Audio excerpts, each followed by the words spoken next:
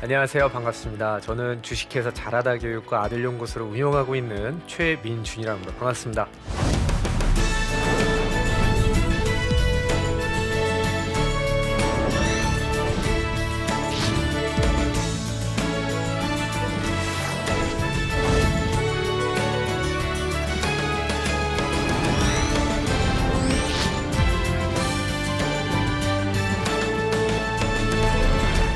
자, 오늘 여러분들 코로나 때문에 집에 있는 아들들, 그러면 아이들과 많이 부딪히는 시간들이 옛날보다 좀 늘지 않았습니까? 그러니까 좀 어때요? 더 힘드시죠? 밖에 나가 있으면 안 봐도 될 못 볼 꼴들을 네, 집에 같은 공간에 묶여 있다 보면 그러면 계속 보게 됩니다. 그리고 특히 내 아이잖아요. 그러니까 가르쳐야 될 것들이 눈에 굉장히 많이 띄는 것 같습니다. 자, 그럼 우리는 훈육을 해야 될까요? 하지 않아야 될까요? 훈육을 해야 되죠. 그런데 우리가 생각보다 훈육을 어떻게 해야 되는지, 어디까지 저 녀석을 존중해야 되는지, 자, 이 갈등 안에서 계속해서 우리는 좀 선택을 하고 있는 것 같아요. 그래서 오늘은 이 훈육에 대한 이야기를 좀 속 시원하게 좀 한번 해보려고 하는데요. 제가 한 번은 그 공중파 다큐에 초대되어서 우리가 하고 있는 일상의 훈육이 어떻게 학대까지 이어지는가에 대한 아주 무거운 주제로 다큐가 한번 열린 적이 있었는데, 그 다큐에 솔루션을 주기 위해서 제가 한번 참여한 적이 있습니다. 저는 그분들이 되게 어쩌면 좀 강성이시고 좀 무서운 분들이 아닐까라는 생각을 하고서 문이 열었는데요.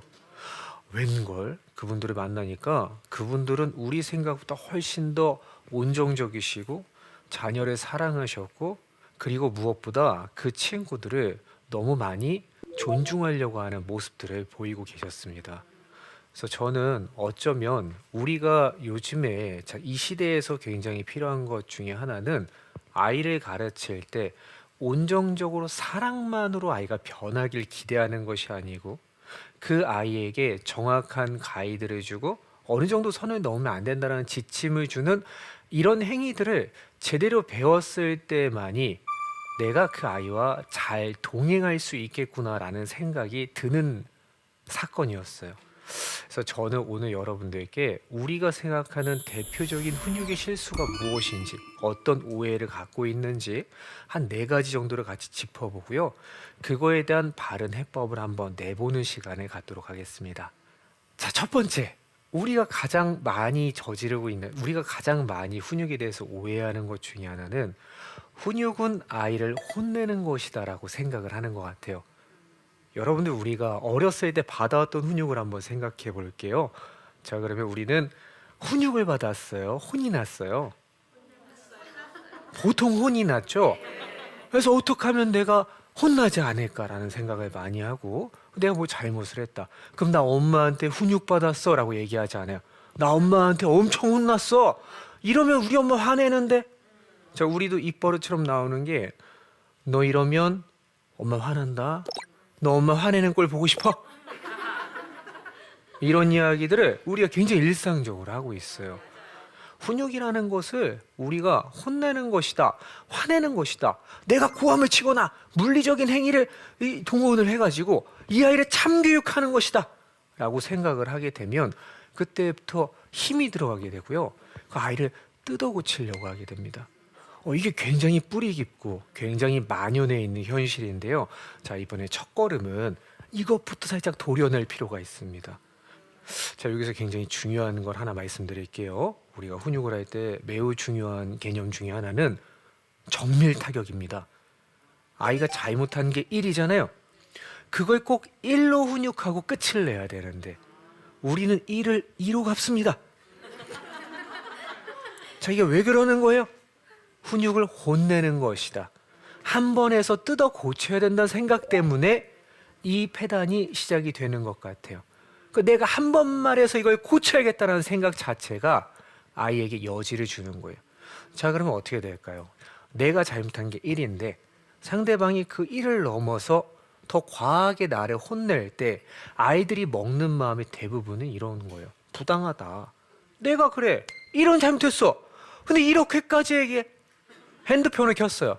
근데 민준아, 핸드폰 키지 말고 지금 밥 먹어야 돼. 담백하게 전달할 수 있잖아요. 이게 훈육의 가이드라고 생각하면 이게 됩니다. 근데 이걸 훈육을 혼내는 것이라고 생각하면 너는 허구 한날 핸드폰 보지? 이 얘기가 나와요. 그 아이들 감정이 어때요? 내가 핸드폰 본 건 인정해. 그런데 허구 한날은 아니잖아. 이렇게 진흙탕 싸움이 시작이 되는 거예요. 자, 그래서 우리가 뭘 하지 말아야 된다고요? 아이를 한 번에 뜯어고치려고 하지 말아야 돼요. 자, 그럴게요. 제가 훈육을 좀 담백하게 합시다. 이렇게 말씀드리고 나면 또 어떤 어머니 이렇게 말씀하실 것 같아요. 아니 선생님, 걔가 한 번 말해서 말을 들어야 제가 그런 행동을 안 하죠. 한 번 말해서 말을 안 들어 처먹는데 제가 어떻게 그렇게 담백하게 얘기할 수 있겠습니까? 라고 말씀을 하신다면 여러분들과 함께 나누고 싶은 얘기가 있습니다. 우리 인간은 한 번 말해서 안 듣게 설계되어 있습니다. 자, 성경에도 참 많이 써 있죠? 그렇죠? 자, 우리 한번 생각해 볼게요. 저기 계신 어머님들도 올해가 시작할 때 얼마나 많은 다짐을 하셨어요. 올해는 민준아 무조건 다이어트 한다. 올해는 민준아 내가 어떻게든 뭐 공부해갖고 뭐 하나 딴다. 이런 다짐도 많이 하셨죠? 얼마나 이루셨어요? 생각보다 잘 안 되죠? 여기서 마주해야 되는 진실은 나도 내 말을 안 듣는다. 내 아이가 오죽 내 말이 듣기 쉽지 않지 않겠는가. 자, 제가 이런 교육만 하는 게 아니고 회사를 운영하다 보니까 리더십 코스나 이런 것들도 종종 운영을 하게 되는데요. 자, 그런 교육을 들으러 가면 항상 듣는 얘기가 있어요. 사원들에게, 팀원들에게 어떤 거 한 가지를 전달할 때는 최소 77번을 얘기하세요. 성인한테도 이런 얘기를 하는데 우리 아이는 아직 어리잖아요. 한 번 말해서 안 듣는 게 당연한 거예요. 우리가 왜 화가 날까요? 한 번 말하면 사람이 바뀌어야지. 이 고정관념 때문에 화가 나는 겁니다. 자, 오늘부터 생각을 바꾸세요. 어떻게 바꿔야 된다고요? 쟤는 한 번 말해서 절대 안 변할 거예요. 그게 그냥 지어진 형상, 그게 그렇게 생겨 먹었습니다. 자, 이거를 인정하는 것만으로도 오늘의 화는 절반으로 줄어들 수 있다. 이게 첫 번째예요. 뭘 해야 된다고요? 아이를 뜯어고치지 마세요. 훈육은 뭐라고요? 아이를 혼내는 게 아닙니다. 혼을 쏙 빼넣어서 참교육하는 게 아니고 그 아이에게 적당한 가이드를 주는 게 훈육이다. 이것을 기억해 주시면 좋겠어요. 자, 두 번째. 훈육에 대해서 우리가 많이 하는 착각 중에 하나는 한 번 할 때 세게 해야 된다. 의미 있게 해야 된다라는 생각들을 좀 하시는 것 같아요. 내가 말해도 이게 효과가 없다고 느껴지니까 한 번 할 때 세게 하는 훈육을 할 때가 있는데요. 자, 이러고 나면 어떤 일이 생기냐면 여러분 그냥 아이가 뭔가를 배우질 못하고 훈육하는 사람을 무서워만 하고 끝나는 안 좋은 결과를 맞이하게 됩니다. 여러분, 훈육은 있잖아요. 우리가 괴물이 되는 게 아니에요. 우리가 무서운 사람이 되는 게 아니에요. 막 불안한 사람이 되는 게 아니에요. 안정적으로 아이에게 가이드를 주고 다뤄줘야 되는 사람이 되어야 합니다. 자, 근데 훈육을 한 번 할 때 세게 해야 된다라고 믿고 계신 분들에게는 어떤 오점이 생기는지 보겠습니다. 훈육을 한 번 할 때 세게 하려고 하면 훈육을 하는 사람조차도 굉장히 훈육하기가 부담스럽습니다. 우리 아이들은 어때요? 잘못을 하루에 한두 가지 하지 않아요. 엄청나게 많이 합니다. 그런데 그때마다 내가 훈육을 세게 하려고 하면 힘이 빠지고 나도 힘들잖아요. 그러니까 마음의 카운트를 하십니다. 원아웃, 투아웃, 쓰리아웃 때 죽었대, 쓰리아웃 때 보자 하고서 쓰리아웃 때 이제 일로 와 하면서 이제 세게 한번 하고 납니다. 근데 여기서 문제는 뭐냐면 마음의 카운트가 문제가 돼요. 마음의 카운트가 주는 메시지가 있습니다. 아이가 이 행동하면 안 될 것 같은데 하면서 내가 그 행동을 했는데 엄마가 마음의 카운트로만 세고서는 아이한테 지적해주지 않고 넘어간다라면 아이는 헷갈리게 돼요. 이게 되는 건가 안 되는 건가? 여러분들 어떤 행동을 하면 안 되는 것을 넘어가는 그 순간에 아이의 표정을 보세요. 그 아이가 그냥 그걸 하지 않아요. 반드시 뭘 봐요? 하면서 엄마를 봐요. 엄마의 표정을 보면서 이게 되는 건가 안 되는 건가 이걸 계속 보고 있단 말이에요. 근데 그때마다 일관되게 줘야 되는데 한 번 할 때 3개 하면 일관되게 주는 것 자체가 나도 부담스러우니까 실패하게 됩니다. 자, 그럼 어떻게 돼요? 이 마음의 카운트 때문에 아이들은 내가 언제는 운이 나쁘면 혼나고 언제는 운이 좋으면 안 혼나고 엄마가 컨디션이 좋으면 넘어가고 안 좋으면 안 넘어가고, 자, 이런 상황이 될 수 있다라는 거예요. 그러니까 여러분들을 아이가 느끼기에 3분의 1 확률로 화낼 수 있는 랜덤 박스처럼 느끼면 안 돼요. 그러면 굉장히 불안해집니다. 여러분도 한번 생각해 보세요. 여러분들 회사에서 일을 하는데 상사가 있다고 한번 생각을 해보십시오. 2분의 상사가 있는 겁니다. 자, 한 분은 되게 무서운 사람이에요. 그런데 이분이 언제 화가 나는지, 언제 무섭게 이야기하는지 제가 예측이 되면 내 마음에 안정이 온다 안 온다? 그런 사람과도 일할 수 있어요. 그러나 후자의 분들은 이분은 평소에 굉장히 온화하셔. 그런데 언제 화낼지 내가 알 수가 없어. 자, 이런 분들은 나에게 불안해 줍니다. 누구랑 일하는 게 더 힘들어요? 후자의 분이랑 일하는 게 훨씬 더 어렵다. 그래서 여기서 매우 중요한 개념은 여러분들은 자녀에게 어떤 사람이 돼야 돼요? 예측 불가능한 불안한 리더가 되면 안 됩니다. 우리 엄마는, 우리 아빠는 내가 예측 가능한, 어디까지는 안 된다고 얘기를 해주시고 어디까지는 된다고 허해 주시는 그런 합리적인 분이셔라는 이미지를 남기려면 어떻게 해야 돼요? 훈육을 할 때 한번 세게 하는 게 아니에요. 훈육은 나눠서 차분히 아이가 잘못된 행동을 할 때마다 선을 넘지 않으면서 너가 할 수 있는 행동은 여기까지야.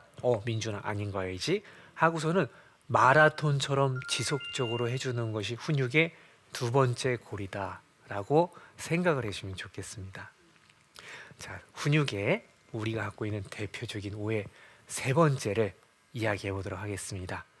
자, 3번째는 너무나 실용적인 이야기인데요. 여러분들 마음속에 있는 승부욕을 주의하셔야 된다 라는 이야기를 드리고 싶어요. 자, 우리가 훈육을 하다 보면 종종 이게 훈육인지 내가 지금 이 아이와 승부를 보고 있는 건지 헷갈릴 때가 있지 않습니까? 여러분, 그 순간이 올 때는 뭔가 잘못 가고 있는 겁니다.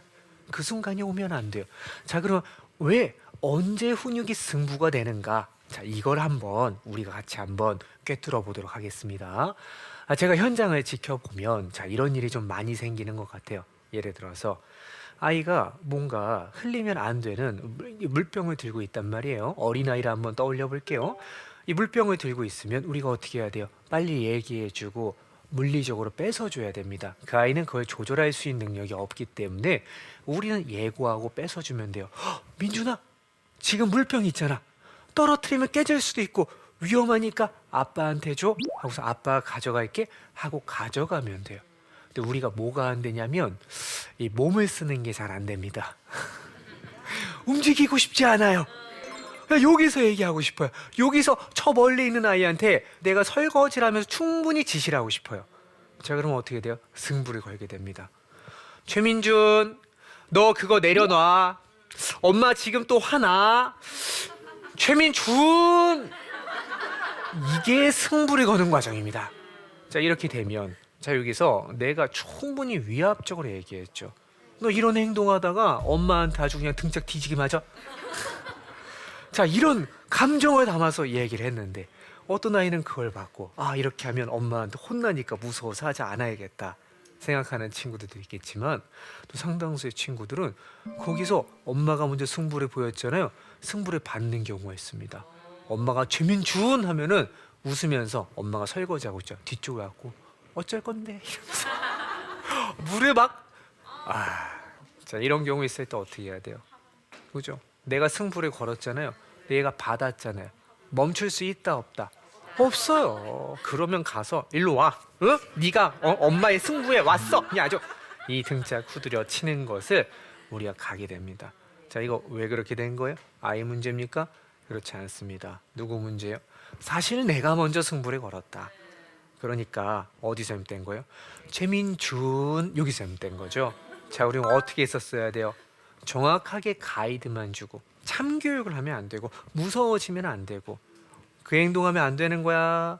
자, 엄마가 그 행동 민준아 계속하고 싶으면 엄마가 도와줄게. 조절이 안 되는구나 하고선 설거지하던 고무장갑을 벗으시고 앞으로 가셔서 아이한테 가서 시선을 끌고 눈을 바라보고 물건을 뺏어와야 돼. 그렇게 하고 민준아 미안한데 이 행동은 안 되는 거야 하고 물리적으로 알려줄 필요가 있습니다. 자, 이 행동을 하면 되는데 이 행동을 하지 않고 멀리서 말로 하고 싶은 욕심을 제어해야 된다. 그리고 이 안에 뿌리 깊은 내 마음속 안에는 뭐가 들어있다고요? 깊은 곳에 나도 이 아이한테 치고 싶지 않다라는 승부욕이 들어있다라는 것을 여러분들 직시하셔야 됩니다.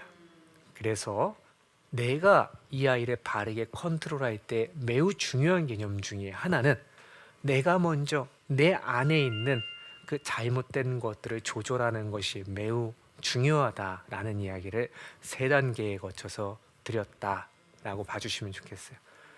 자, 4번째는 앞에 있는 3가지보다 이 4번째가 훨씬 더 중요한 겁니다. 자, 잘 들어주세요. 자, 여러분들이 아셔야 되는 진실은 뭐냐면 이 3가지를 바르게 하셔도 여러분들의 말을 안 듣는 아이가 있을 수 있다는 걸 이해하셔야 돼요. 그리고 그게 내 아이일 가능성이 상당히 높다. 그리고 그 아이는 모두의 말을 안 듣는 것은 아닙니다. 내 말만 안 들어요. 심지어 주변의 태권도 사범 얘기는 똑같은 얘기인데도 엄청 잘 들어요. 근데 내 얘기만 안 듣습니다. 아빠 말은 듣는데 내 말은 안 들어요. 말하는 방식이 똑같아도 마찬가지예요. 자, 그럴 때 우리가 점검해 봐야 되는 게 있습니다. 자, 이럴 때 어머님들은 어떤 걸 많이 물어보시냐면 선생님, 아이가 제 말만 안 들어요. 아빠 말은 잘 듣는데요. 이거는 힘의 논리 아닙니까? 아빠는 힘이 세니까 말을 듣고 나는 힘이 없다고 생각해서 말 안 듣는 거 아니에요? 그럼 제가 이 아이한테 힘을 보여줘야겠습니까? 라고 제가 아직 제압이 가능하거든요. 한번 제압해야 됩니까? 이런 걸 물어보실 때가 있는데 전형적으로 잘못 생각하고 있는 것이죠. 자, 이거는 거꾸로 아버님들도 비슷한 질문을 할 때가 있습니다. 아니, 애가 엄마 말만 듣고 내 말만 안 들어요. 이런 경우가 있을 수 있다 없다? 있을 수 있다라는 겁니다. 굉장히 중요한 것은 훈육은 어떻게 하느냐가 중요한 게 아닙니다. 누가 하느냐가 훨씬 더 중요한 영역이라는 걸 기억해 주셔야 돼요. 자, 보면 이 영역에서 가장 중요한 것은 권위의 영역인데요. 자, 우리가 요즘에 권위라고 생각하면 권위적이다 이런 거 별로 되게 안 좋게 느끼지 않습니까? 근데 여러분들 진짜 구분하셔야 되는 것은 무엇이냐면 권위적인 것과 권위가 있는 것은 다른 겁니다. 자, 권위적인 것은 뭐예요? 권위가 없는 거예요. 권위가 없는데 권위를 부리고 싶다, 그럼 권위적이다 라고 평가를 받습니다. 여러분도 어렸을 때 한번 생각해 보세요. 나는 모든 어른들에게 권위를 느꼈는가? 그렇지 않아요. 우리에게 뭐가 필요해요? 권위가 필요합니다. 아이가 말을 했을 때 엄마 말은 들어야 돼, 아빠 말은 들어야 돼 라는 것을 인식하게 만들 수 있는 권위가 필요합니다. 근데 이 권위가 우리는 무엇인지 또 정확하게는 잘 모르는 것 같아요. 혹은 권위가 떨어졌는데 권위를 올리려면 어떻게 해야 되는지 내가 감을 잘 못 잡고 있는 것 같아요. 여러분들 권위는 뭘까요? 어떻게 하면 나의 권위가 설 수 있을까요? 제가 생각하는 실체적 권위는 신뢰라고 생각합니다. 내가 지킨 약속들이 계속 이루어졌을 때 내가 물리적인 힘이 있어, 이게 권위가 아니고요. 내가 한 말은 최선을 다해서 내가 지킨다라는 것을 보여줬을 때 비로소 그 사람의 말에 힘이 생기기 시작합니다. 근데 우리가 저지르는 실수가 뭐예요? 우리는 평소에 너무 많이 아이와 약속을 하고 있고 그 약속들을 또 너무 많다 보니까 바빠서 못 지키고 있습니다. 민준아, 너 이거 밥 한 숟갈만 더 먹어. 그럼 엄마가 아이스크림 줄 거야. 밥 이거 다 먹어야지 아이스크림 줄 거야. 아이가 밥을 다 먹었어요. 그리고 나서 아이스크림 줘야 되는데 나 주려고 그랬거든요. 근데 아이가 보니까 TV를 보고 있네. 그러다 까먹은 거야. 또 뭐 좋은 거라고 이 아이스크림을 줘요. 그러면 너도 잊어버렸지? 그럼 나도 살짝 잊어버릴게. 좋은 거 아니잖아? 하고 넘어갑니다. 하지만 아이들은 은연중에 알고 있어요. 아, 엄마가 말한 게 내가 잊어버리면 안 지킬 때 되게 많구나. 엄마는 신뢰롭지 못하구나. 엄마가 한 약속은 내가 잘못 기다리면 아끼다 똥 되는구나. 그럼 그 다음에 아이들 행동이 어떻습니까? 절대 기다리지 않아요. 엄마가 너 기다려, 내일 이거 해줄 거야. 절대 듣지 않습니다. 왜? 엄마는 이 약속을 전에도 어긴 적이 되게 많거든요. 여러분들 우리 아이를 참 많이 평가하셨죠? 지금도 평가하고 계시죠? 이게 굉장히 중요한 진실은 아이도 어른을 평가합니다. 자, 그래서 만약에 내가 하는 말의 힘이 많이 약해지신 분이시라면 오늘부터 제가 하자는 대로 한 번만 해보시면 좋을 것 같아요. 일주일간 아이와 쓸데없는 약속을 하고 그것을 지키는 모습을 보여주셨으면 좋겠습니다. 이것만큼 권위를 살리는데 핵심적인 일은 없다고 생각합니다. 그러니까 아이가 학교 가는데 쓸데없는 약속을 하는 거예요. 민준아 잠깐만. 엄마가 너 오늘 학교 끝나고 집에 들어오면 탕수육 해놓을게. 뭐야? 그래 아이가 나가요. 들어오면 약속을 지켜놓습니다. 민준아, 엄마가 아까 얘기한 대로 탕수육 해놨다? 그 다음에 세뇌를 시킵니다. 엄마는 약속을 지켜요. 엄마는 약속을 지켜요. 이걸 일주일 동안 세뇌를 시킵니다. 자, 그리고 나서 아이한테 뭔가 기다려야 될 일이 생겼어요. 아이가 지금은 할 수 없지만 내일은 할 수 있는 게 생겼습니다. 그때 어떤 얘기를 해야 돼요? 민준아, 엄마 약속 지키니 안 지키니? 엄마 지키지? 오늘 안 하고 내일 아침에 엄마가 반드시 약속 지킬 거야. 알겠어? 라고 얘기했을 때 변화된 아이의 모습을 볼 수가 있을 것입니다. 자, 그래서 제가 사실 아이를 훈육하는 방법에 대해서 말씀드렸지만 이 네 가지를 종합해 보면 어떤 겁니까? 사실 아이를 가르치기 전에 무엇이 돼야 돼요? 내가 그 아이가 배울 만한 사람이 되는 것이, 내가 어떤 사람이 되는가가 훈육의 가장 중요한 고리다라는 말씀을 드리면서 코로나 시대를 조금 더 현명하게 이겨나가는 훈육 방침이 여러분들 가정에 들어가길 기대하면서 오늘의 짧은 이야기는 마치겠습니다. 강의는 좀 재밌게 들으셨어요? 네. 좋았죠? 네. 좋아요. 자, 그러면 질문들을 좀 들어보고 그리고 질의응답을 좀 해보도록 하겠습니다. 마이크를 집으신 거 보니까 네, 좋아요. 저는 이제 아이를 훈육할 때 좋게 하고 싶어서 말로써 이제 타이르려고 하거든요. 그러다 보니까 이제 애는 애대로 말을 안 듣고 저는 저대로 화를 이제 참다 보니까 화병이 날 것 같아요. 그래서 이제 성경에도 체벌을 해야 할 경우가 있다고 써져 있던데 어떻게 하면 지혜롭게 아이를 체벌할 수 있는지 좀 알려주세요. 저는 체벌에 대한 의미를 좀 다르게 생각합니다. 물리력을 행사할 수 있다라고 생각을 하지만 아이를 공격하는 행위는 옳지 않다라고 생각해요. 아이를 때리냐 때리지 않느냐 뭐 이걸 떠나서요. 내가 지금 이 아이를 공격하는 행위가 되면 나의 가장 안전을 보장해야 될 부모가 나를 공격하는 행위는 모든 신뢰의 근간을 흔들 수 있는 일입니다. 자, 그렇기 때문에 체벌을 한다. 이거는 대표적으로 아까 첫 번째 제가 말씀드렸던 잠교육이다. 혼을 내는 것이다 라고 생각하고 있을 때 생기는 문제인 것 같아요. 자, 여기서 드리고 싶은 솔루션은 일단 안 된다라는 얘기를 최대한 빨리 해주시는 게 중요합니다. 아이를 온정적으로 키우시는 분들, 내가 이 아이를 존중하려고 하는데 존중하다 보니까 훈육이 안 되는 타입의 어머님들을 만나보면 가장 실수를 많이 저지르시는 게 안 된다라는 얘기를 굉장히 늦게 하세요. 예를 들어서 아이가 잘못된 행동을 했어요. 아이가 학원 끝나고 나서 집에 바로 와야 되는데 바로 오지 않고 이 PC방으로 이제 빠진 거예요. 근데 엄마한테 그거를 숨기다가 나중에 걸린 거예요. 근데 우리가 그걸 얘기해 줘야 되잖아요. 근데 그거를 우리가 이제 언제 얘기해야 됩니까? 그걸 알았을 때 얘기해야 되죠. 그걸 안 순간 최대한 빨리 아이한테 민준아 너 왜 그랬니? 라고 얘기를 해줘야 돼요. 너 왜 학원 끝나고 나서 집에 바로 안 오고 PC방 갔다 갔니? 근데 왜 거짓말했니? 라고 정확하게 전달을 해줘야지 이게 담백하게 끝날 수 있어요.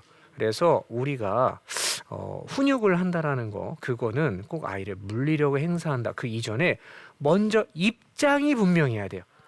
근데 보통 보면 우리가 입장이 분명하지 못한 경우가 되게 많습니다. 이 행동을 해도 되나 안 되나 해서 아이 기대가 자라기 전에 먼저 이 행동은 안 돼. 지금 간식은 안 되는 거야.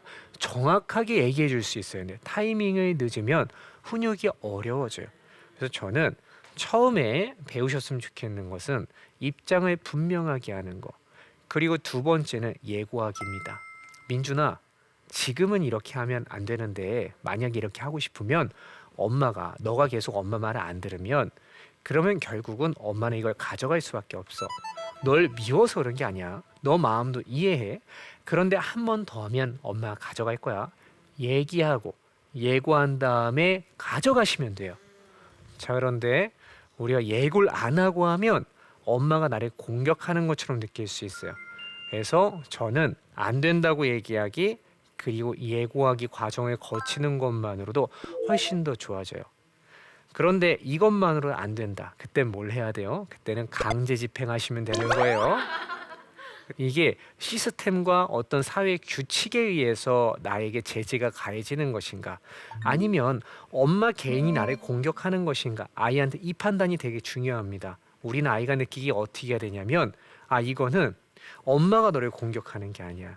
그게 아니라 우리 가정의 규칙에 의거해서 어쩔 수 없이 엄마가 너에게 강제 집행을 할 수 있어. 그러나 그게 너를 공격하는 것은 아니야 라는 선 안에서의 편안한 강제 집행을 배울 필요는 있겠다 정도로 답변 드리고 싶습니다. 아이를 때리지 마세요. 자, 그러면 이것으로 오늘의 강의는 마치겠습니다. 수고 많으셨습니다. 오늘 여러분들께 대표적인 훈육의 실수가 무엇인지 그거에 대한 바른 해법을 한번 내보는 시간을 갖도록 하겠습니다. 자, 첫 번째, 우리가 가장 많이 저지르고 있는 훈육은 아이를 혼내는 것이다 라고 생각을 하는 것 같아요. 아이를 혼내는 게 아닙니다. 적당한 가이드를 주는 게 훈육이다. 두 번째, 훈육을 할 때 한번 세게 하는 게 아니에요. 훈육은 나눠서 차분히 아이가 잘못된 행동을 할 때마다 지속적으로 해주는 것이 훈육의 두 번째 고리다. 자, 세 번째는 여러분들 마음속에 있는 승부욕을 주의하셔야 된다. 자, 네 번째는 아이가 제 말만 안 들어요. 이 영역에서 가장 중요한 것은 권위의 영역인데요. 내가 지킨 약속들이 계속 이루어졌을 때 비로소 권위가 생기기 시작합니다. 굉장히 중요한 것은 어떻게 하느냐가 중요한 게 아닙니다. 누가 하느냐가 훨씬 더 중요한 영역이라는 걸 기억해 주셔야 돼요.